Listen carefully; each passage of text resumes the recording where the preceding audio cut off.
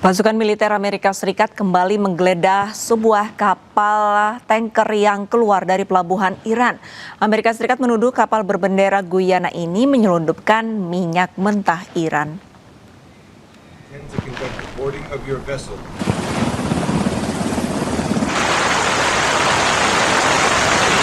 Departemen Perang Amerika Serikat mengeluarkan video penggeledahan kapal Majestic 10 di Samudra Hindia, perairan antara Sri Lanka dan Indonesia. Kapal berbendera Guyana ini diberhentikan karena diduga menyelundupkan minyak mentah Iran.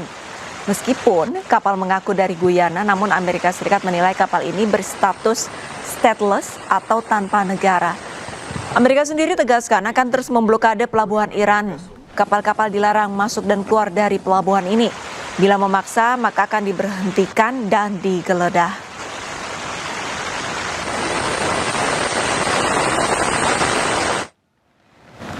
Amerika Serikat mencegah 3 kapal tanker minyak milik Iran di perairan dekat wilayah Indonesia. Blokade Amerika Serikat tetap berjalan untuk menekan Iran agar bersedia mengikuti perundingan damai di Pakistan.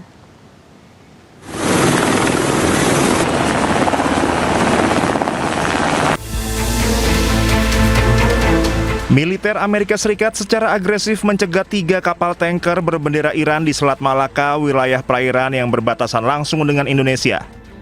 Pencegatan strategis ini sengaja dilakukan Amerika Serikat di perairan terbuka untuk meminimalisir risiko ancaman ranjau laut yang kerap tersebar di area konflik. Fokus operasi Amerika Serikat kini bergeser ke arah Selat Malaka yang diidentifikasi sebagai titik kumpul utama bagi aktivitas pelayaran tanker gelap internasional. Selat Malaka menjadi jalur alternatif bagi tanker gelap pembawa minyak ilegal dari negara yang terkena sanksi Amerika Serikat. Supertanker Deep Sea menjadi salah satu armada utama yang jalurnya dialihkan pasukan keamanan Amerika Serikat. Selain itu, kapal Selfin yang mengangkut muatan minyak sekitar 65% dari kapasitas total juga berhasil diamankan militer Amerika Serikat. Sementara kapal Dorena yang membawa 2 juta barel minyak mentah kini berada dalam pengawalan ketat kapal perusak Angkatan Laut Amerika Serikat. Komando Pusat Amerika Serikat menyatakan kapal Dorena tertangkap tangan saat berusaha menembus barikade pengamanan di Samudra Hindia.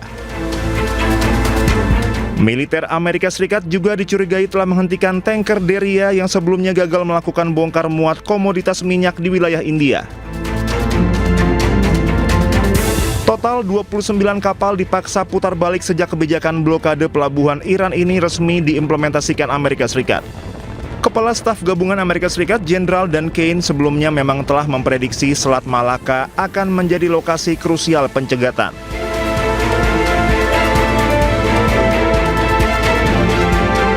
Operasi ini memicu balasan dari pihak Iran yang juga menyita 2 kapal kontainer di area Selat Hormuz sebagai bentuk protes.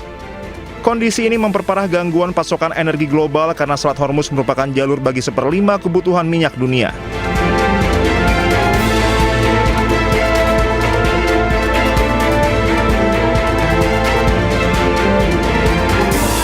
Meski Presiden Donald Trump baru saja memperpanjang masa gencatan senjata, Amerika Serikat tetap memberlakukan blokade laut terhadap Iran. Situasi di lapangan tetap memanas seiring belum adanya kepastian mengenai jadwal perundingan damai kedua belah pihak. Amerika Serikat memaksa Iran bersedia kembali duduk di meja perundingan diplomatik di Islamabad, Pakistan.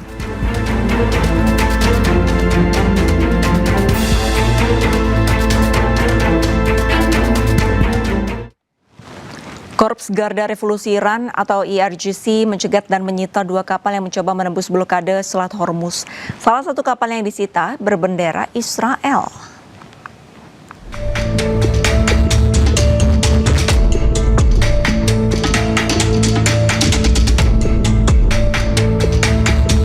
Sebuah video yang dirilis Korps Garuda Revolusi Iran IRGC memperlihatkan kapal yang berisi personil militer Iran menaiki salah satu kapal kargo yang dicegat di Selat Hormuz.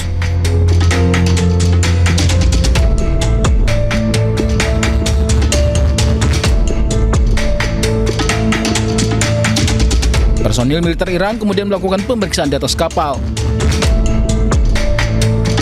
Dalam pernyataan resmi di media Iran, IRGC menyebut langkah ini merupakan bagian dari pengawasan ketat terhadap aktivitas di Selat Hormuz. Dua kapal yang melanggar ketentuan diidentifikasi bernama MSC Francesca yang disebut memiliki keterlibatan dengan Israel, sementara satu kapal lagi bernama Epaminondas. IRGC menyatakan kedua kapal berusaha tinggalkan Selat Hormuz secara diam-diam sebelum terdeteksi dan dicegat unit laut mereka.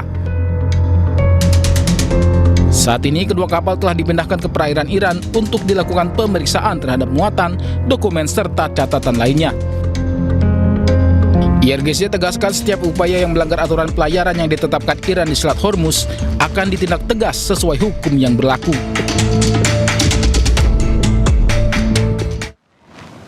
Negosiasi antara Amerika dan Iran belum mencapai kata sepakat. Amerika memperpanjang gencatan senjata, menuntut Iran tidak gunakan nuklir. Iran pun memberikan jaminan soal penggunaan nuklir. Namun Amerika harus mencabut blokadenya dari Selat Hormuz yang diklaim milik Iran.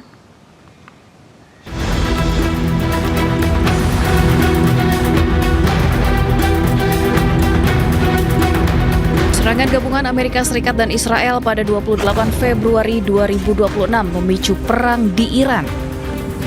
Kedua pihak saling melancarkan serangan dengan menargetkan berbagai objek vital. Pada negosiasi pertama antara Amerika dan Iran di Islamabad, Amerika menuntut Iran menghentikan produksi nuklir dalam tujuan apapun. Iran pun kini mengamini, namun meminta Amerika menghargai Iran yang memiliki hak atas Selat Hormuz. First, of course, we want our right to be, respected, and secondly, sanctions be lifted. Sanctions are imposed because there are concerns that our program may go for weapons, and we can continue our enrichment for peaceful purposes. Then every details of that is negotiable. And I hope that nothing would happen which interrupt that. It would be a big threat for everybody. If war starts, that would be a disaster for everybody. Sementara itu, Sekretaris Pers Gedung Putih menyebut Amerika Serikat menawarkan fleksibilitas kepada Iran. Amerika juga telah memperpanjang gencatan senjata untuk memberi waktu kepada Iran agar Iran bisa memenuhi tuntutan mereka. Again, the president's offering them a little bit of flexibility because we want to see a unified proposal to the president's very strong proposal, and he's made his red lines very clear. So as we await that response, there's a ceasefire with the military and kinetic strikes, but Operation Economic Fury continues, and the effective and successful naval blockade continues as well of ships and vessels that are moving to and from Iranian port. Gencatan senjata antara Iran dan Amerika membuka ruang diplomatik bagi kedua negara untuk menyelesaikan persoalan. Serangan rudal juga dilaporkan telah berhenti, setidaknya untuk sementara waktu. Perpanjangan gencatan senjata oleh Amerika Serikat, kira-kira apakah ada kaitannya dengan musim haji? Untuk membahasnya kami sudah terhubung dengan peneliti Asia Middle East Center, Mas Pizarro Gozali Idrus. Selamat sore, Assalamualaikum Mas Pizarro. Sore Mbak Arista, Waalaikumsalam warahmatullahi wabarakatuh. Mas Pizarro, saat ini Presiden Amerika Serikat kita ketahui sudah memperpanjang gencatan senjata, tapi blokade masih jalan. Nah, apakah ini ada hubungannya dengan musim haji 2026? Iya Mbak Arista, sebenarnya Donald Trump memperpanjang gencatan senjata ini kan sepihak ya dengan Iran ya. Ini tanpa persetujuan dari Iran. Kenapa itu dilakukan oleh Donald Trump? Karena Donald Trump ini sedang mempersiapkan serangan besar-besaran. Ini kemungkinan untuk melakukan serangan besar-besaran itu sangat kuat ya Mbak Arista ya. Karena apa? Itu kapal Josbus, kapal induk militernya itu sedang dalam on the way dia. Sedang on the way menuju Teluk Oman yang sudah ada 2 kapal induk Amerika sebelumnya yang sudah nangkring di situ. Artinya nanti ketika Josbus masuk kepada wilayah Teluk Oman, ada 3 kapal induk yang siap untuk melakukan serangan kepada Iran.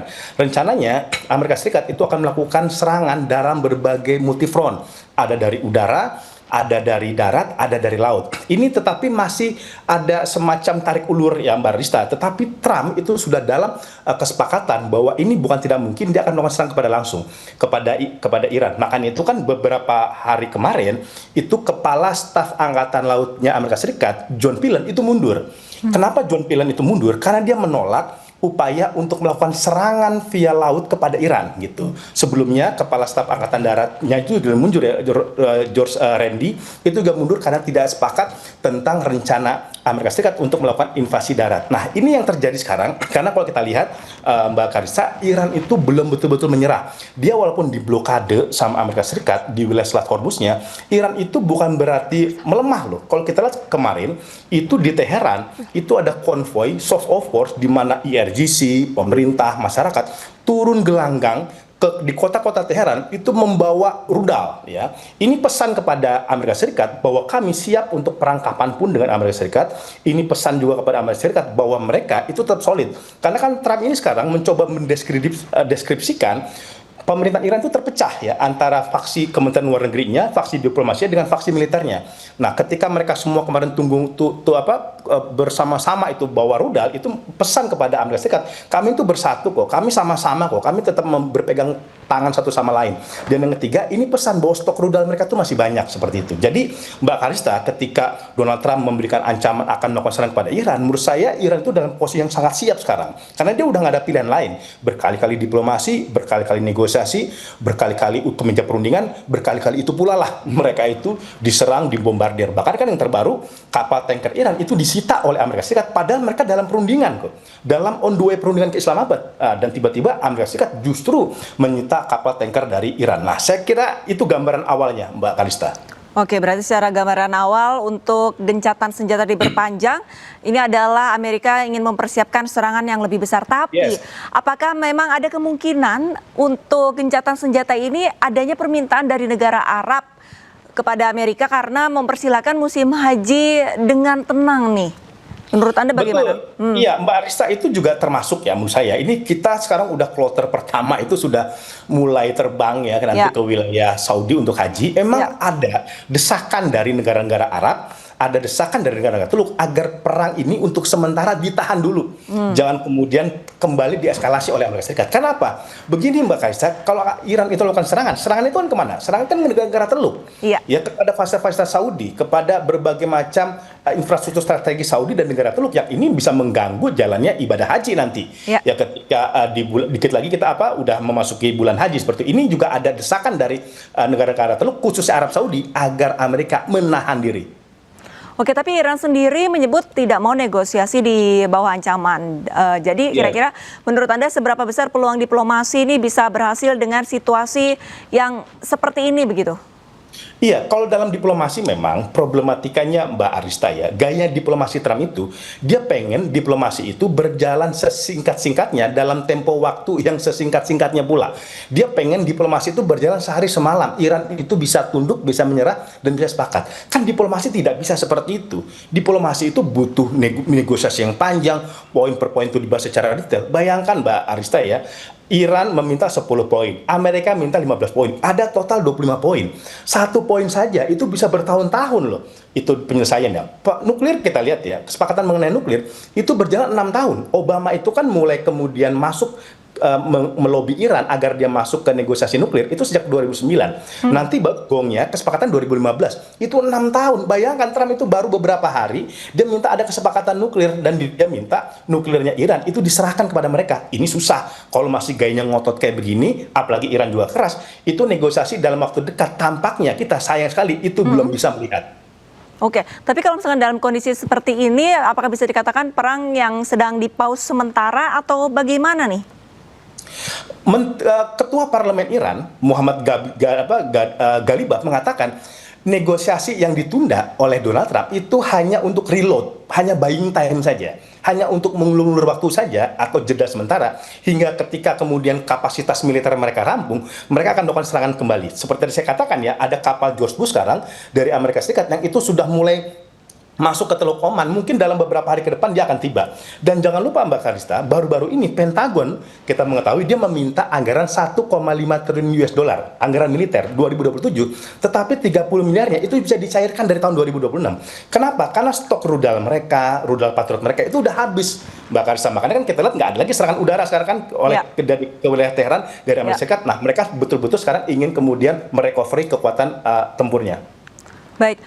Mas Pizarro, saya mau bertanya tentang kisah lain. Benarkah di tengah gencatan senjata kali ini kondisi cerita tentara Israel yang katanya mengalami depresi, stres, dan putus asa? Nah, ini tanggapan Anda, apakah memang benar narasi-narasi seperti ini terjadi begitu?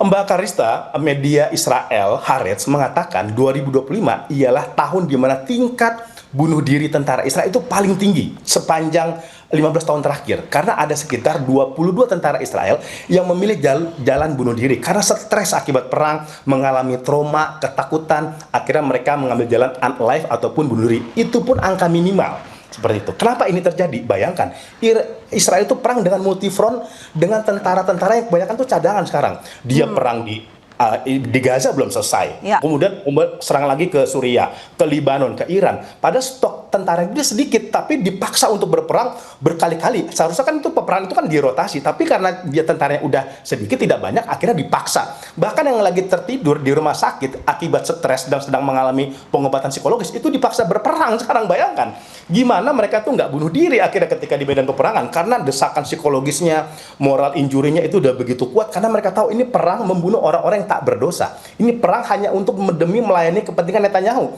Maka sebagian tentara-tentara Israel itu sekarang udah resign, mereka memilih mundur tanpa pesangon karena daripada mereka mati konyol diterjunkan ke jalur Gaza, diterjunkan ke Libanon, ke Suriah dan lain sebagainya, hanya kemudian mereka berhadapan dengan tentara-tentara yang ada di Timur Tengah. Itu memang fakta yang terjadi sekarang, makanya tingkat stres tentara Israel itu begitu sangat tinggi dan gelombang bunuh diri itu betul-betul luar biasa sekarang. Luar biasa sekali sekarang terjadi di tentara Israel. Baik, berarti kalau misalkan tadi Anda sampaikan untuk tentara Israel ini bisa dikatakan ya memang benar begitu, sudah mengalami putus asa. Nah, beralih ke tentara-tentara yang di Amerika, ini beberapa tentara Amerika bisa dikatakan ada semacam dua kubu, ada yang memang mengikuti arahan dari Presiden Trump, tapi ada juga yang mereka enggan menolak begitu untuk melakukan peperangan di Iran. Tanggapan Anda? Iya, ini kan bukti bahwa sebenarnya tuduhan Trump mengatakan di Iran terjadi keterpecahan sebenarnya hanya untuk menutupi fakta. Sebenarnya di internal militer Amerika Serikat itu sendirilah yang sebenarnya terjadi konflik. Mbak Karista, ya, sejak tahun 2025 sampai 2026 sekarang udah ada sekitar 25 pejabat tinggi militer Amerika Serikat yang itu mundur ataupun dipecat. Ya. Ini kan John Pillan yang kemarin itu kan cuma salah satu kasusnya aja gitu. Padahal dalam beberapa bulan sebelumnya itu udah banyak. Sebelumnya juga Randy dan lain sebagainya. Ini memang terjadi sekarang karena mereka tidak mau mati konyol. Mereka udah tahu serangan kepada Iran itu betul-betul bukan pilihan yang terbaik. Karena ini mereka nggak punya bukti Iran itu punya senjata nuklir akan menyerang Amerika Serikat, punya rudal balistik yang akan menyerang Amerika Serikat. Kebanyakan ini direkayasa oleh Netanyahu agar kemudian Trump itu istiqomah memutuskan untuk melakukan serangan kepada wilayah Iran. Yang sebelumnya, presiden yang sebelumnya kan nggak kena bujuk rayunya Netanyahu itu. Obama nggak kena, George Bush-nya nggak kena, ya karena mereka melihat bahwa Iran masih bisa diajak negosiasi dan terbukti Iran kan mau dia negosiasi mengenai nuklir ya untuk kemudian duduk satu meja dengan Amerika Serikat. Baik, tapi kalau misalkan kita kembali lagi ke masalah diplomasi antara Iran dengan Amerika, saat ini memang tengah mengalami proses perundingan begitu. Tapi kalau menurut Anda, apakah perundingan kloter kedua ini akan berjalan mulus atau justru nanti akan mandek lagi kalau menurut Anda? Mbak Karista, bagaimanapun dalam negosiasi harapan itu masih ada, walaupun kecil. Tetapi kita mengetahui ya bahwa sebenarnya Amerika pun juga capek perang. Iran pun juga tidak mau perang ini berlarut-larut. Mereka pun walaupun siap ya, mereka lebih memilih jalan kalau bisa negosiasi, diplomasi, ya monggo kita siap gitu. Tetapi kan dia pengen negosiasi yang berkeadilan. Ya. Akan sangat sulit mereka kalau datang ke Islamabad, Iran, kalau dia masih diblokade Selat Hormuz oleh Amerika Serikat. Dan mereka dituntut kemudian untuk membongkar fasilitas uraniumnya. Maka yang terbaik ialah untuk kemudian melepaskan syarat-syarat yang berat itu dulu. Yang penting mereka bisa duduk bersama, bisa ngobrol, lepaskan dulu lah tuntutan syarat-syarat yang memberatkan, karena kalau selama itu masih diterapkan, saya hakul yakin Iran itu tidak mau kemudian melakukan negosiasi, karena udah terbukti berkali-kali kan di era Obama, mereka kemudian merasa di-prank, di era Donald Trump malah cabut dalam kesepakatan nuklir, dan sekarang malah melakukan serangan ketika negosiasi berlangsung. Saya kira luka trauma batin Iran yang berkali-kali ditipu oleh Amerika Serikat membuat mereka sudah kehilangan kepercayaan untuk melakukan negosiasi. Baik, terima kasih banyak Mas Pizarro, peneliti Asia Middle East Center, sudah bergabung bersama Breaking News, dan salam sehat Mas Pizarro. Terima kasih, iNews. Sehat.